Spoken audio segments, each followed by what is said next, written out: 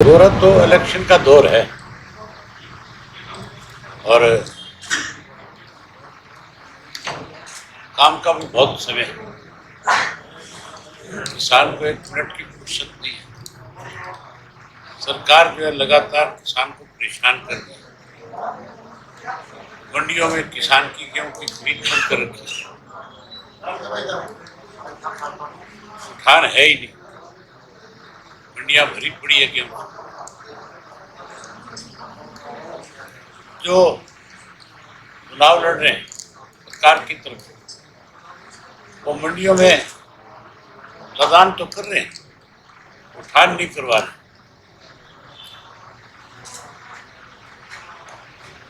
ये बीजेपी की जो सरकार है ये किसान के खिलाफ है पूर्ण रूप से। आज की तारीख में भी मॉइस्चराइजर के नाम पे पहली दफा सुना है कि गेहूं की खरीद में भी नमी के नाम के ऊपर किसान को सस्ते में गेहूं बेचने पर मजबूर किया जा रहा है। मैं कल सरसा गया हुआ था। सरसा में मेरे को सैकड़ों की संख्या में किसान मंडी में मिला। मैं मंडी में गया था और सबकी एक ही शिकायत कि 3-3, 4-4 दिन से अपनी गेहूं की फसल लेकर के मंडी में आए। अब तक हमारी गेहूं किसी ने नहीं खरीदी। जो भी आता है नमी के नाम के ऊपर हाथ डाल करके कह देता है कि इसमें नमी है, उसको नहीं लेंगे। कई किसान ऐसे भी मिले जिन्होंने मुझे ये भी कहा कि हमें सस्ते पे बेचने पे मजबूर होना पड़ा है, हम इसको वापस नहीं ले जाते, 50-60-100 रुपया सस्ती बेचनी पड़ रही है। जबकि हमारे साथ लगता हुआ राजस्थान है, वहाँ 150 रुपया क्विंटल बोनस मिल रहा है सरकार की तरफ। वहाँ भी भाजपा की सरकार है और यहाँ भी भाजपा की सरकार है। मतलब कितना बड़ा भेदभाव है। इसीलिए लोगों ने एक फैसला कर रखे, मन बना रखे है कि सरकार को सबक देंगे। आज हमने अपने ऑफिस का विधिवत उद्घाटन कर दिया और 1 तारीख को नॉमिनेशन फाइल करेंगे। आपके चैनल के माध्यम से भी सारे मतदाताओं से अपील करूंगा कि आप बड़ी संख्या में 1 तारीख को मेरा नॉमिनेशन फाइल करवाने के लिए आओ, ताकि ये जो लड़ाई आज किसान और कमेरी की, इसके ऊपर मोड़ लगे। ये चुनाव मेरा नहीं है, ये चुनाव तो किसान और कमेरे का, उन लोगों के खिलाफ ये लड़ाई है जो बड़े उद्योगपति हैं, जो बहुत पैसे वाले लोग हैं, जो केवल और केवल पैसों के बलबूते पे अपना राजनीतिक दाव लगाना चाहते हैं। मतदाता जो है इस बात को बहुत अच्छे से समझता है। इन पैसे वाले लोगों के पक्ष में अगर वोट डाल दिया तो फिर तुम्हारे वोट का महत्व खत्म हो जाएगा। इसलिए मुझे पूरा यकीन है कि जो खेती से जुड़ा हुआ व्यक्ति है वो किसी भी इस तरह के भ्रामक प्रचार में नहीं आएगा जो आज कांग्रेस की तरफ से फैलाया जा रहा है। कांग्रेस के पास उम्मीदवार तो था नहीं, अब केवल प्रचार बच गया। ये आप पार्टी वालों ने भी किराए भाड़े के लोग ला रखे हैं और वो यहाँ प्रचार कर रहे हैं। अभय सिंह को अगर वोट जाएगा उससे भाजपा को फायदा मिलेगा। भाजपा के साथ अगर आज लड़ाई किसी राजनीतिक दल की है, हरियाणा में तो इंडियन नेशनल लोकदल पार्टी की है। हमने 4.5 साल से लगातार भाजपा की बेकायदियों को लोगों के बीच में उजागर किया। वैसे तो पिछले 10 साल से जब से सरकार बनी, मैं अपोजिशन लीडर था। मैंने अपोजिशन लीडर रहते हुए भी सरकार की बेकायदियां, कमियां और खामियों को खूब उठाया। खास करके SYL को लेकर के हमने बहुत बड़ी लड़ाई लड़ी, बड़ा लंबा आंदोलन चलाया, जेल भरो आंदोलन किया। और उसके बाद अब भी लगातार हम इसकी लड़ाई भाजपा की बेकायदियों के खिलाफ लड़ रहे हैं। जो कांग्रेस इस किस्म का प्रचार कर रही है, भाजपा के साथ वो पूर्ण रूप से मिले हुए हैं। ये आपके सामने उदाहरण है कि करनाल की सीट पे मनोहर लाल के खिलाफ कमजोर कैंडिडेट लाया जाएगा। कैसे मनोहर लाल जीते, इसकी अभी से कांग्रेस की तैयारी कर रखी है।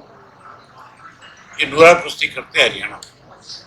भूपेंद्र सिंह हुड्डा तो पूर्ण रूप से कांग्रेस बीजेपी का एजेंट है, एजेंट के रूप में काम कर रहे हैं। अब मतदाता को ये समझना होगा कि सही मायने में भाजपा को कौन मदद करे।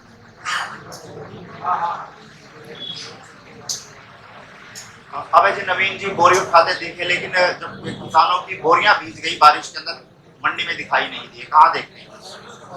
नोटंकी करते हैं। ये मान के चलो कोई बोरी उठाने से किसान का बेटा नहीं बन जाता।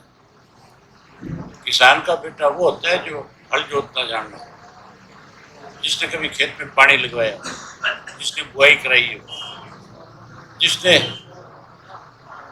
सर्दी और गर्मी की परवाह नहीं करी। ये तो बेचारे 1 घंटे अगर कहीं गर्मी के मौसम में खेत में खड़ा होना पड़ जाए तो ये तो बेहोश हो जाएंगे। ये कोई किसान के बच्चे थोड़ी हैं, ये तो विदेशों में रहने वाले लोग हैं। महीने में 20 दिन विदेश में रहते हैं, हेलीकॉप्टर हवाई जहाज में सफर करते हैं, लग्जरी गाड़ियों में रहते हैं। इनको क्या पता खेती क्या है, किसानी क्या है। लोग लगातार गांव के अंदर दौरे कर रही है, गांव के अंदर इन्हें की पकड़ के अच्छी है। शहर में कब से दौरे कर रहे हैं? हमने शहर में भी अपने ऑफिस बना दिए। दौरे कब से कर रहे हैं? रोजाना ही दौरे होते हैं। रोज शहर में मैं रात में कुछ लोगों से मिलकर के आया। आज भी बहुत सारे लोगों से मिलूंगा, इससे पहले भी बहुत सारे लोगों से मिला। शहर और गांव का कोई भेदभाव थोड़ा ही है। इंडियन नेशनल लोकदल पार्टी तो 36 जात के लोगों की पार्टी है, किसी एक जाति विशेष वर्ग की नहीं। हाँ, हमने हमेशा कमजोर वर्ग के लोगों की मदद करी है, उनकी लड़ाई लड़ी है। कांग्रेस सीट डिक्लेयर नहीं कर पा रही, अपने उम्मीदवार नहीं डिक्लेयर कर पा रही, कहाँ देखते हैं, क्या चल रहा है, क्या इस देरी को आप देखते हैं? कांग्रेस तो संगठन तो है ही नहीं। ये तो एक दूसरे को कमजोर करने में लगे, एक दूसरे से अपनी मजबूत ताकत किसकी है वो दिखाने में लगे। हुड्डा तो कहता है कि कांग्रेस मेरे कब्जे में है, बाकी लोग कहते हैं कि हम इस हुड्डा को अकेले को कांग्रेस पे काबिज नहीं होने देंगे। उनको जनता से कोई मतलब नहीं है, कोई सरोकार नहीं है। ये तो अपनी लड़ाई लड़ रहे हैं बेचारे। रोजगार को लेकर जो मुद्दे हैं, कई मुद्दे हैं सर, इन लोग मुद्दों के आधार पर जो वोट मांग रही है, क्या रहेगा? आपको अब तक ये मुद्दे भी समझ में नहीं आए। रोज ये बात पूछ लेते हो किन मुद्दों पे लड़ रहे हो आप। हमारी लड़ाई जो है इस प्रदेश के अंदर भ्रष्टाचार है, महंगाई है, पढ़े लिखे बच्चों को जो आज बेरोज कर दिया गया वो है।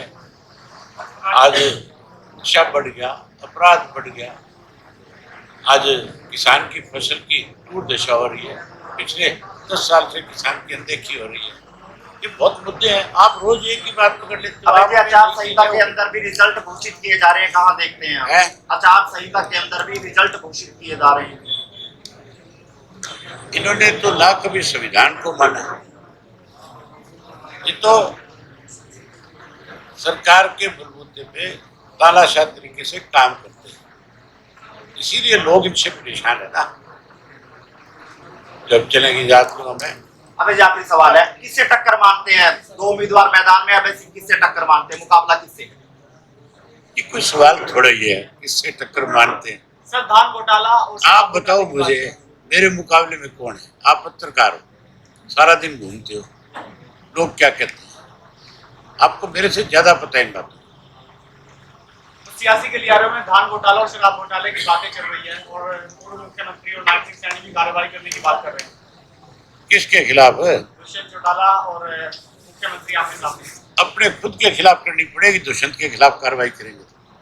दुष्यंत उनकी सरकार का पार्ट था, अगर दुष्यंत ने भ्रष्टाचार किया है तो फिर ये पकड़ क्यों नहीं रहे? दुष्यंत ने अकेले नहीं किया, इन सब ने मिलकर के करा। ये इंक्वायरी तो हमारा राज बनेगा, हम करेंगे। धन्यवाद। मुख्यमंत्री के प्रोग्राम में